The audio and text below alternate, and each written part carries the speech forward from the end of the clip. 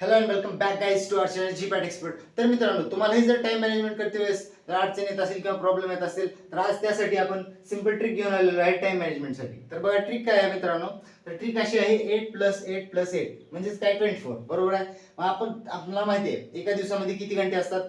24 घंटे असतात. बरोबर आहे. तर त्या 24 घंट्याला आपण 3 भागामध्ये डिवाइड केलेला आहे. म्हणजेच काय 8+8+8. ओके.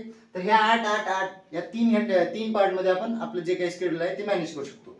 तर बघा पहिले 8 तास जे आहेत ते मित्रांनो तुम्ही तुमच्या कॉलेज वर्क असेल किंवा तुमचं स्कूल असेल त्यासाठी द्या तुम्ही. दुसरे 8 तास जे आहेत ते आहेत टोटल सेल्फ स्टडी.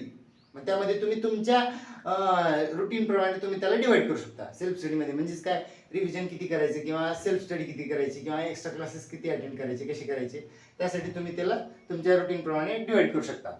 तर त्यासाठी मी एक ॲज युजल जनरल रूट सांगितलेला आहे. म्हणजेच काय 2 घंटे तुम्ही एक्स्ट्रा क्लासेससाठी द्या, ते सफिशियंट आहेत.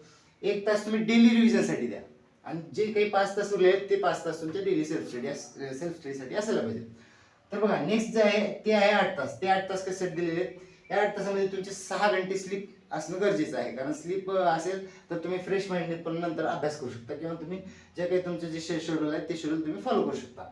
तर 6 घंटे स्लीप आहे आणि त्यामध्ये 2 घंटे जी काही ते तुमच्या अदर ऍक्टिव्हिटीज असतील. तर हा आहे सिंपल ट्रिक आहे. या सिंपल ट्रिकचा वापर करून तुम्ही